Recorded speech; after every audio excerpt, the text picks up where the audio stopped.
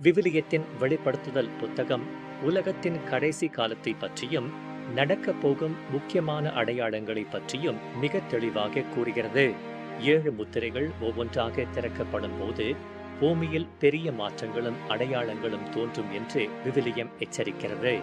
வெள்ளை, சிவப்பு, கருப்பு மற்றும் மங்கின நிற குதிரைகளில் வரும் வீரர்கள் போர், பஞ்சம் மற்றும் நோய்களை குறிக்கிறார்கள்.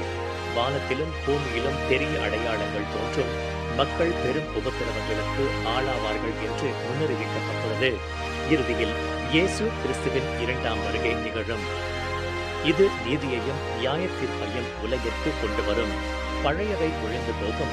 தேவன் ஒரு புதிய வானத்தையும் புதிய பூமியையும் உருவாக்குவார். அங்கே கண்ணீரும் மரணமும் இருக்காது. எனவே இந்த அடையாளங்களை குறித்து விழிப்புடனும் ஆயத்தமாகவும் இருக்க வேண்டியது ஒவ்வொரு விசுவாசியின் கடமையாகும். தேவன் உங்களை ஆசீர்வதிப்பாராக. விழிப்புடன் இருங்கள்.